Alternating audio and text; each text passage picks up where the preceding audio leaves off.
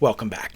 I'm going to try to solve some more puzzles today, even though last time I reached my all-time high of 2300, so I am a little afraid of dropping off. But I did last night see an increase in my rapid rating,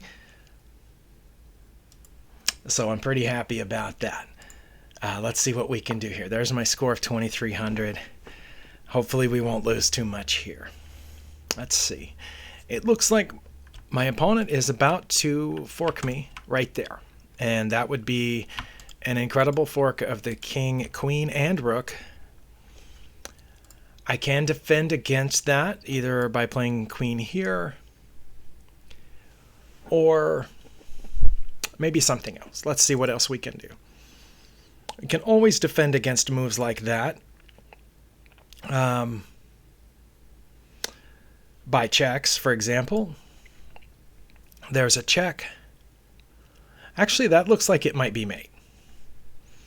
But I have learned recently that, well, not recently, but maybe within the past year, that you don't have to worry about this if you can do something like check, which I believe Gotham Chess calls danger levels. This is a dangerous move right here. We stand to lose our queen for a knight, but it is much more dangerous to be in check, and it's also much more forcing. I think the king cannot move, and none of these pieces are available to block that check, because to block this check, they would need to be able to get to one of these squares. The only piece they have, or anything that they have that can get there, is their g-pawn, which I think then we would just capture, and that would be mate. So I think we go there and don't worry about the fork. Okay. All right, and that puzzle was rated 2200. So that's what it says, but it has no themes. I'm going to suggest mate in 2. The reason that I worry about the themes, of course, is so that when you go to solve puzzles and you choose a theme to work on one particular type of puzzle, that they're more accurate. So every time, not every time, but most of the time when I solve a puzzle, I try to check the themes to make sure they're correct. Okay. Endgame puzzle. I am playing with the black pieces. So I have an advantage here in material. I have a whole extra piece. My opponent's advantage is in pawns. My opponent has 2 more pawns than I do, and these 3 in the middle are yes, they're connected in the sense that they're on adjacent ranks, or adjacent files, I should say. And those 2 in the middle protect each other. This one here, of course, is protected by the bishop. So it looks like my opponent will promote here pretty soon. If I don't have an immediate attack or threat of some kind, they're going to promote on the next turn. So I have to do something about that. Now, I do see that this king is nearly trapped. And I think that's going to be what this puzzle comes down to. Because it looks like my rook cuts off these squares, my bishop and pawn protect each other, the pawn is cutting off f4. The only problem is that if I check by, for example, playing rook to g3, where it would be protected by the bishop, the king has 2 escape squares. My suspicion immediately is that if I move my king here, that cuts off those 2 escape squares. And the king cannot move. The white king will not be able to move at that point, and that should be mate. I don't think white can do anything after I move my king to g6, because they can promote, and that's checkmate. My king will be on a light square, so this dark squared bishop would not be able to attack my king, not to mention that the pawn will be in the way. Any of these pawn moves will not affect that in any way. And again, the king cannot move. So once I put my king here, I'm just seeing, do they have anything else? The bishop could get in the way of my rook coming over, and then I would take it. And we would be in the same situation. I'd be threatening mate by rook to g3. None of these pawns can go backwards, so they could not get in the way of my rook. This pawn cannot move forward. These pieces are safe. So I think that's the answer. It helps that in endgame puzzles, there are fewer pieces on the board. There are fewer options. I think moving either one of these pieces would be foolhardy. Well, the pawn can't move, and this pawn can't move, so I don't have to consider them at all for my first move. If the bishop moves, any of the legal squares it can move to, I would lose this pawn. I would possibly, well, if I went back there, I think I might just lose the bishop, or they would promote. Not to mention the fact that the pawn would no longer be defended. If I move my rook anywhere, that doesn't make any sense, because then the king could get out of its trap here, or this pawn could promote. So that's got to be the move. Okay, and the bishop has gone here to protect this square. Okay, I did not see what the possible defense could have been against that mate, but that's good that the bishop protects against mate here. Okay, but I can just take it, I think. If I take it, then white can promote. So let's think about this. Okay, my king, by moving up here, has guarded all of these squares, including the pawn, so the bishop can move now. It couldn't move earlier because it was the only defense of this pawn. But now that the pawn is defended by the king, the bishop can move. And it will still be, it actually won't even be needed to guard this square, but it will still be guarding that square from down there. And the pawn will still be guarding this square. And the rook will still be cutting off these. So the king is still trapped. I think if I take the bishop and they promote, I think that will still be made.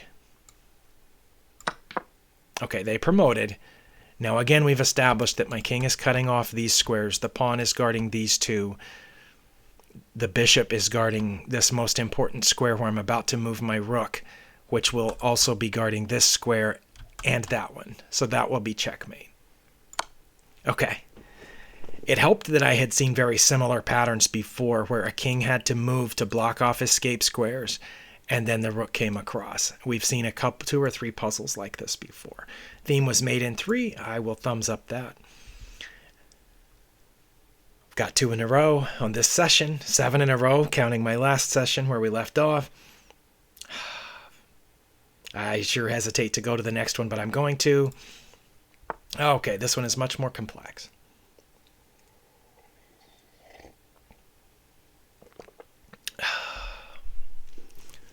Queens are off the board, which helps a little bit, just because queens have so many possibilities of where they can go. So that simplifies this a little bit. We each have a bishop and a knight, but my opponent has an extra bishop, and we each have 2 rooks. So we are not even on material. My opponent is up a whole extra piece, but that piece has not moved yet.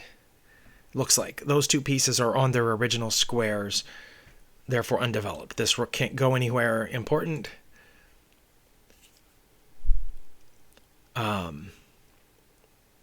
So let's see. My knight is under attack, as is the pawn, I guess. I am currently not attacking any of my opponent's pieces other than this knight, which is defended by the king and the bishop. So, do we have any checks in this position? That's the only check that I see in this position. And it looks like it just gives up a rook. But we'll keep that in the back of our head if we don't see anything better. And that might break open something that I'm not seeing right now. Okay. This bishop, it's protecting that pawn, but that pawn's not under attack. I don't think we want to go there with it, do we? We'll just lose it. Here, maybe. That threatens a rook. Is the rook trapped? Where would the rook go? It would just go back, wouldn't it? I think if we threatened the rook, it would just go back. And then the most that could come out of that is a bishop trade, which would activate the other rook, which is currently trapped. Okay, so attacking the rook, threatening the rook is not the answer, I don't think.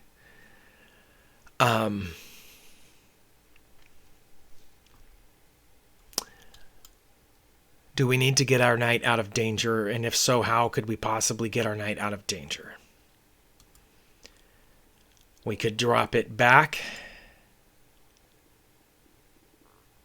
but that doesn't accomplish anything. And that, I don't think that's the point of this puzzle, is just to get our knight out of danger.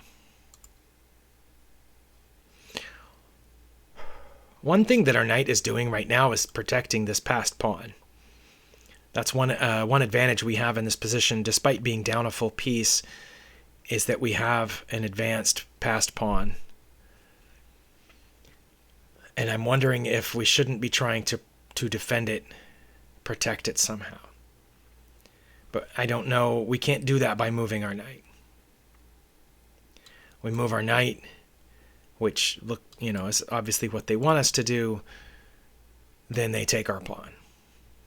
And then that's, like I said, that we've lost one of the only advantages we have in the position. One possibility of delaying moving the knight would be to attack this pawn now. But then I'm pretty sure if we started with A captures B4, they would just capture back, wouldn't they? I think the C would capture B4. And our knight would still be under threat. And I don't know that we would have gained anything. We would still have to move our knight and not be protecting the passed pawn. So this puzzle is more complex, certainly, than the rest of them. That does make me wonder about the bishop move again, because the threat to our pawn is that rook. If we put our bishop on g5, threatening the rook, and the rook drops back as we said, then we don't have to do the bishop trade. At that point, could we not advance this pawn? No. I was going to say advance the pawn. It would be protected by the bishop, and that would be a piece fork, but their knight would guard that square.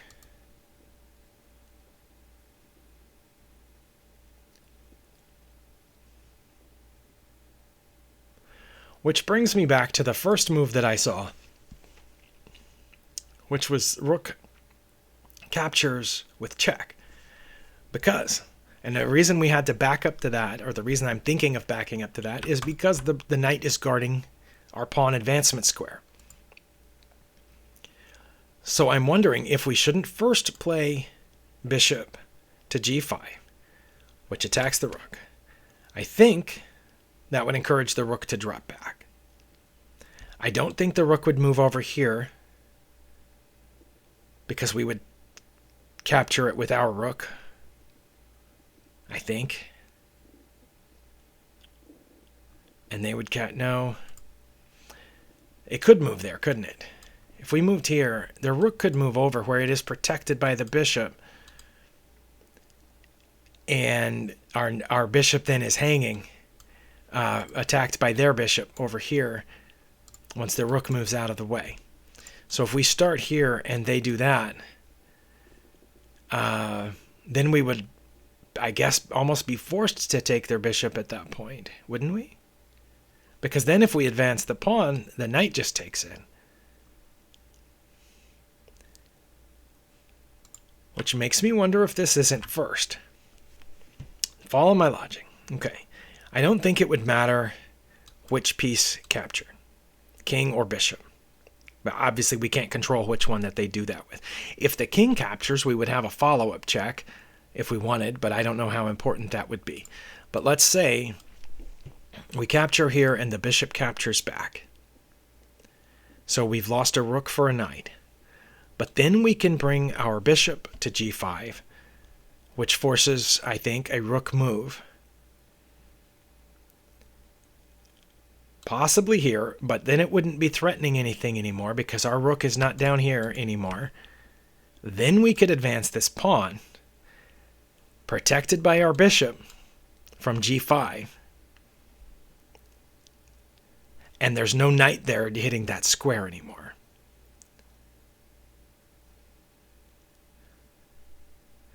And if the bishop moves, oh no, wait. But then the bishop would move, and we couldn't promote.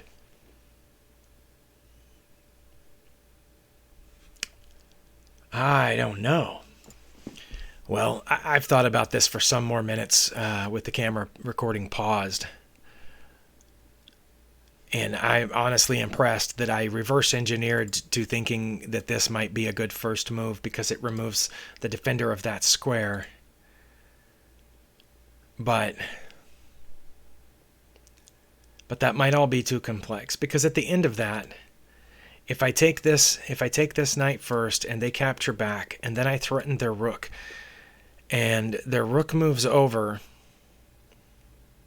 and I advance that pawn, then I think their bishop I don't think would take, because then we would capture it and be threatening to promote.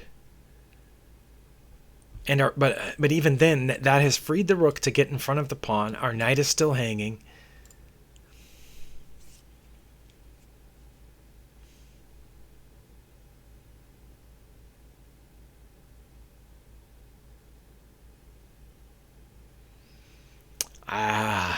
That's all it's very dicey. I really don't know.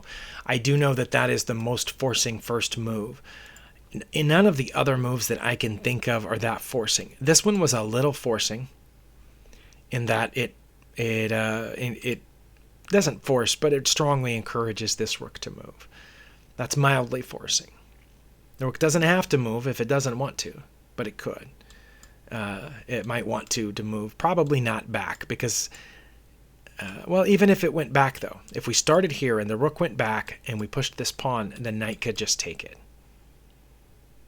So that's why I say that even though that one is mildly forcing, it doesn't give us a great outcome. And even after all that, the knight would be hanging, and so would our bishop.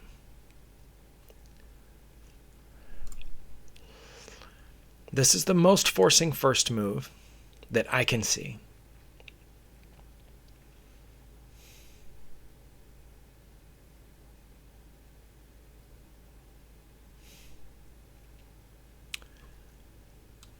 But then what do we do after that? If the bishop captures, do we try this? The rook, I assume it would move left rather than back. I don't think at that point it would move back, because then we would have this pawn fork. But I have to do something.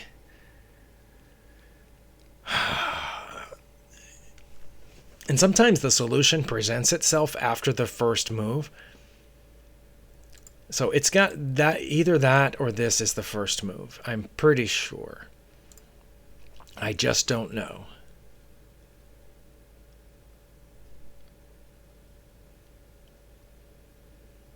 And I don't see anything else.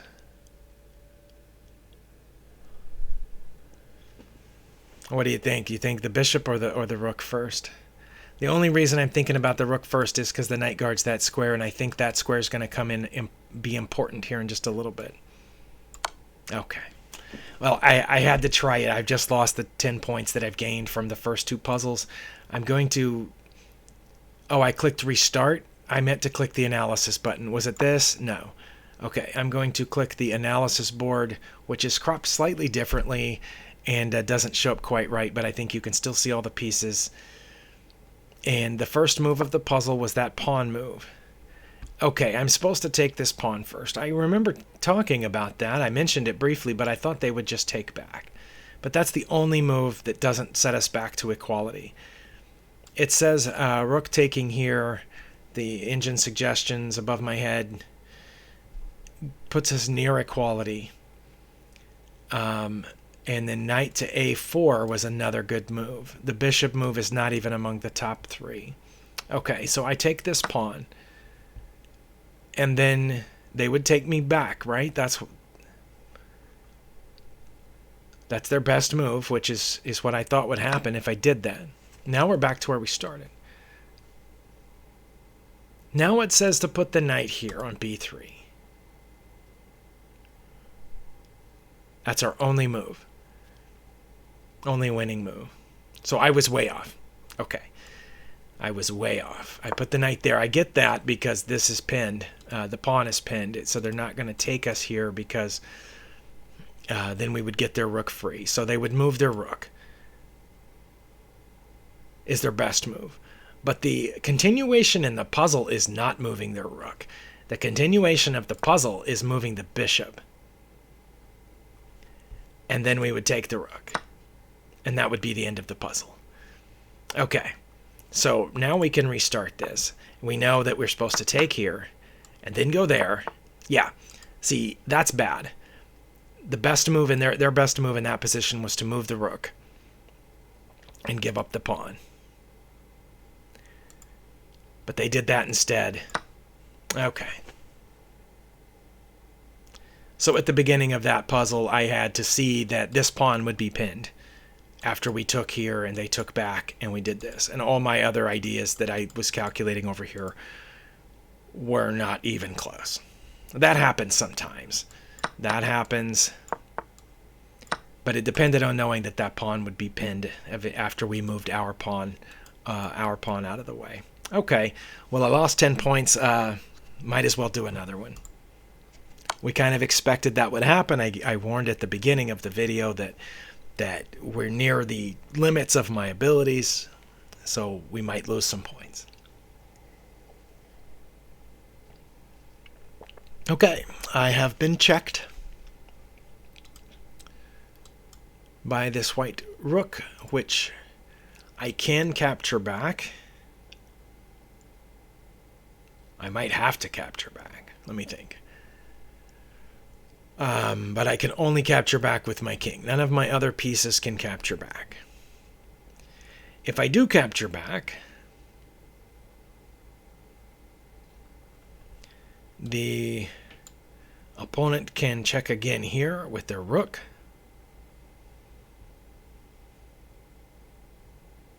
Or their queen. They would not check here because my two rooks are on that side. Pretty sure. But I don't have to capture back, right? Like I could go here. However, if I went there, I'm pretty sure that would be checkmate. If I went here or here, do they have a follow-up check? Because this is protected by my bishop.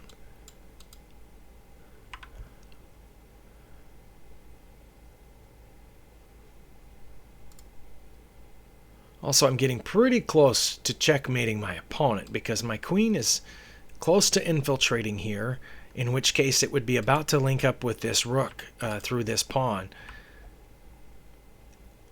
You know, something like this. And then checkmate. Well, maybe not right there because the queen is guarding that square. But pretty close, looks like.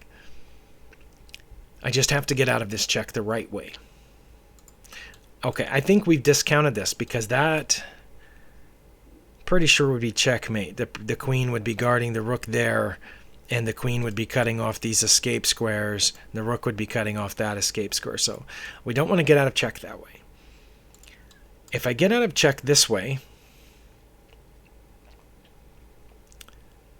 well, they can always follow up check me, can't they? Which would force me to go back. And then they would have this check, which I would have to... No, they wouldn't, because then I would take the rook. I just know that this isn't a follow-up because of my bishop. Or is it? Because once I moved my bishop, the queen guards the rook. Oh, wow. Yeah, so if I moved out of check and they followed here, if I took it with my bishop, the queen and the rook would then be connected. But that still wouldn't be mate because my queen guards that square.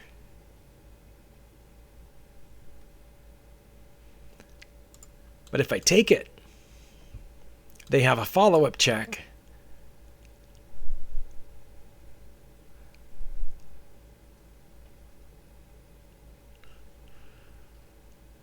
And I would have to abandon the defense of my bishop, right? If I capture here, they check here. I can't go up at that point. And again, if I went that way, that's mate. So once I take and they recheck, I have to go to the back rank someplace. Well, sorry, no, I would be here on f7. So I would have to go to the back rank, and then the queen takes my bishop, and I'm about to be mated. Well, it wouldn't take my bishop if I went to e1. Okay, so what if I captured, they checked me here on d7, and I went to e1. Well, then the queen would just go there to e6, forcing me back. And then we're getting pretty close to mate there. So that leads me to think maybe I should just go down to g1. I mean g8, sorry. I feel like I'm going to fail this one too. Yeah, okay. Probably should have taken it. Yeah, okay. And I can't block with the bishop.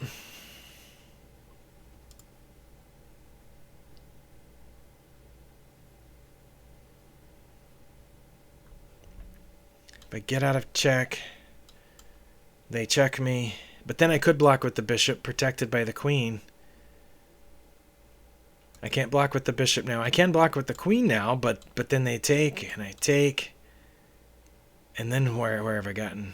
I think I go to e8 here. Oh, I did go to e8. Okay, now I block with the bishop, right? Surely I block with the bishop. Okay, and they took the bishop.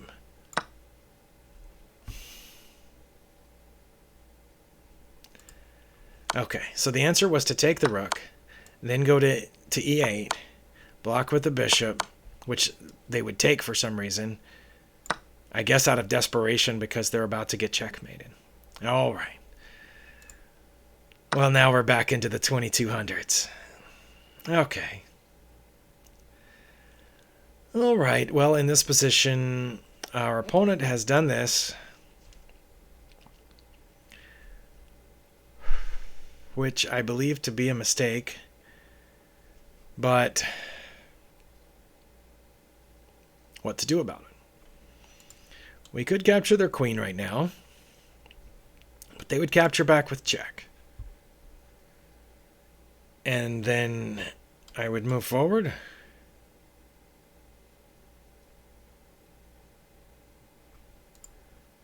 Like, what's the material situation here? We each have a rook. We each have two minor pieces and a queen. And I'm down a pawn, right? Yeah, because they have 4 pawns over here and 3 over there. I only have 2 over there. So even though their pawns are doubled on that side, like, I'm down a pawn in this situation. So if I capture here and they capture back and I move my king up, well, then I would win one of those pieces. So I would be, that would be good for me, right? Because if I don't, I think I'm getting checkmated. Okay.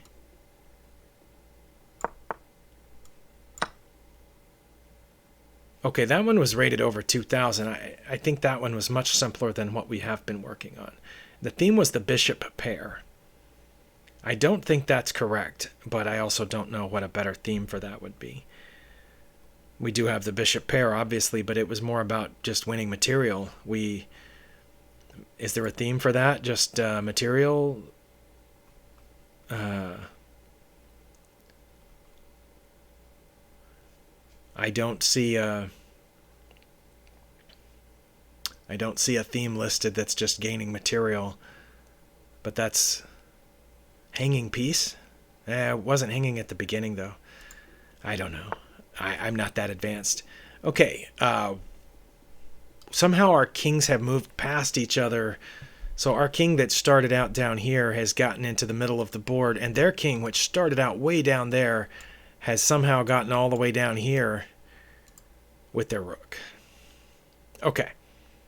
Our pawn's going that way, and their pawn is going this way. That's a little confusing because our kings have switched sides. It looks like they're about to take our rook.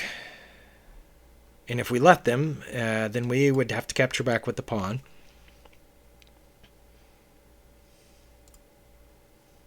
No, wow, I just said our pawn's going that way. We cannot capture back with the pawn. If they take our rook, we can't capture back because their king protects that square. If we capture their rook, I think we can assume they would capture back. And then would we be unable to catch that pawn? Because once they capture back, I would immediately go that way, wouldn't I? They would go down. Yes, we would catch it if they didn't move their king.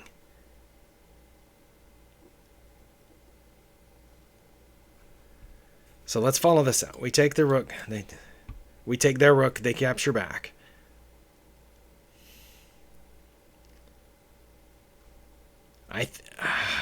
If we move toward their pawn,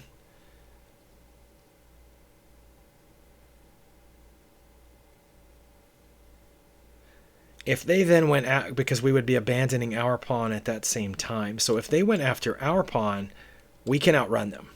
They'll never catch it. They'll just get right behind it and we'll move it again. So we take their rook. They take our rook. It's our turn. We go toward their pawn. We couldn't, because their king would be on f7, so we couldn't diagonal down toward their pawn. Their king would be cutting off these three squares. So we would move, I think, to e5. And again, if they moved their pawn, then we would go after them. So I think they would be encouraged to move their king then. And then if we moved our king, we've caught their pawn. I don't think they can't get to protect the pawn fast enough. Capture, capture. Move our king. Yeah, because their king's sphere of influence from here would only be cutting off these squares. So if the pawn moves, we go around their force field. If the king moves, then their king would be here, so their new sphere of influence would be these squares. But we would move our king again and be right next to their pawn, and then if they moved it, we would capture it. And then they would be too far from our pawn. And again, if we did this and moved, and they went for our pawn, we just outrun it. I think that's what we do.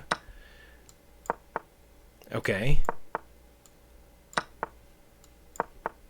Yeah, they can't catch our pawn. Okay. Passed pawns theme simple. I wouldn't say simple, but it was just a matter of counting moves and squares. There were only a couple of pieces on the board, just the two rooks and the two pawns, and the positioning of our kings. We very methodically counted out how many squares it would take to get to their pawn versus them getting to our pawn, and we knew there was only one route. I think any other series of moves, they would have either gotten our pawn or advanced their pawn. So we'll try one more, see if we can get back above 2300 before this is all said and done. Okay, an endgame with queens. I don't see this very often.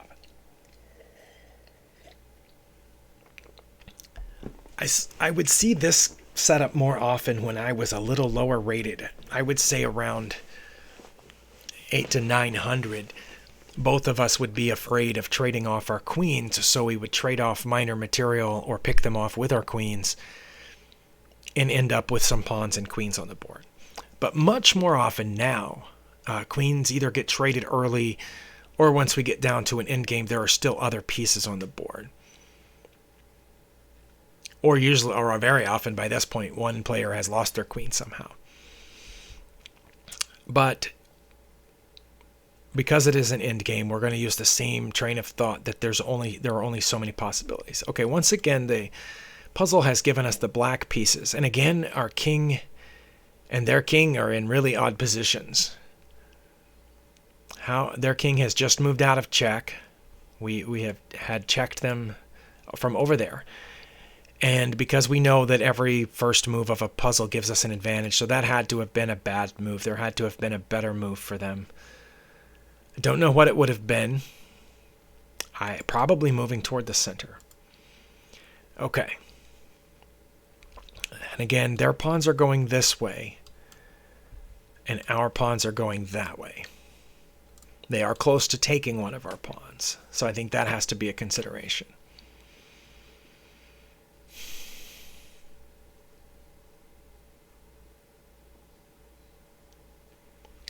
We do have multiple checks in this position. We have this check, which I think if we checked on a5, they would just take this pawn to get out of check. And then they would be ready to maybe block the next check with their queen. They're also ready to check us if we're not careful, either with the pawn or with the queen, or maybe even here, guarded by the pawn, forcing us back. So let's think about this. Think about that. I'm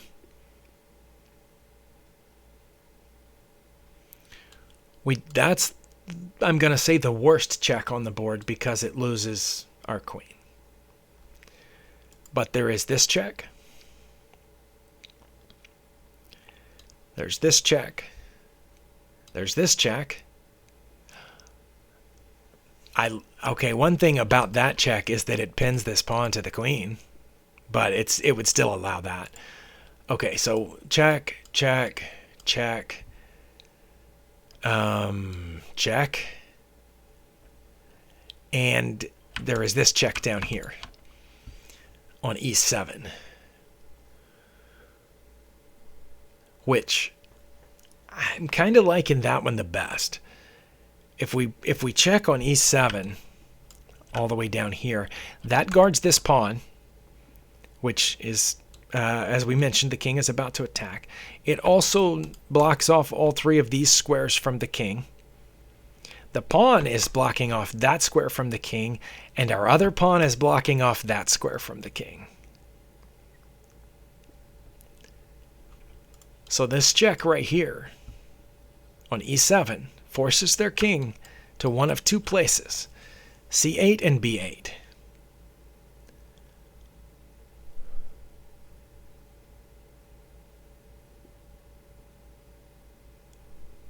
And then there has to be something we can do about that. There has to be.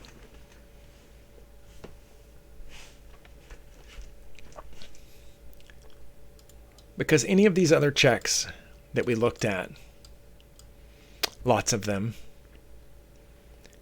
the king gets out of check by taking the pawn. Or some of those checks, the king could get out of check by going back to where it was. But in all of those, the king gets out of check by taking this pawn. So that's why I think this is better. The problem is then what do I do after the king escapes that check? Because if I go down to the back rank to check again, then the king takes this pawn from whichever c8 or b8 square it went to, then it takes on b7. Again, that forces the king down. I don't think it matters. It might not matter which one it goes to, but we don't have a follow-up on the back rank, I don't think. Or do we? What if we followed up here?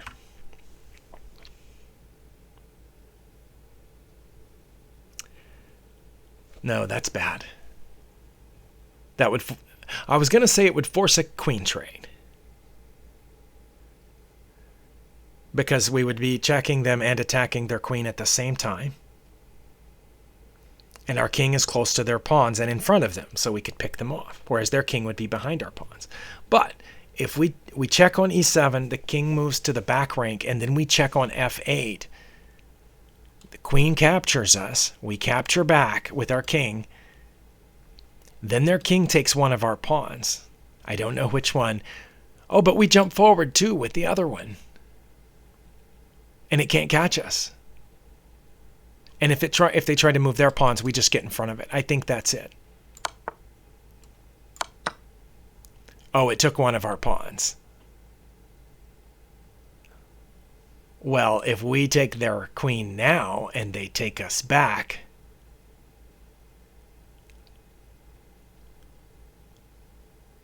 we can still get in front of that pawn. But if we take their queen now, they wouldn't take this, right? If I take this, yeah, they wouldn't take that, because then that would leave me a queen on the board. So I take this, they would take back, and then I jump forward. Or do I jump forward now? I don't think I jump forward now because they still have this check.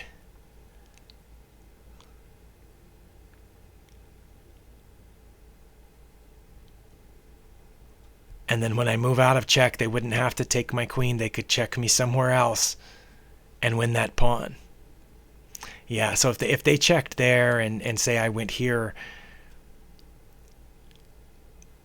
they could check again, work their way over to getting that pawn. I think I have to take the queen now. Okay, and now I jump the pawn too, because I don't need to chase this pawn right now, because then they'll take mine. I have to jump it. Okay, now I have to go here. Well, because I can't go there. Okay, I have to take it. I thought they would go toward my pawn, but yeah, that they can't catch it. Okay. All right. Well, it took 40 minutes, but we gained 1 point net over our previous puzzle score. So thank you for sticking with me. We'll see you next time.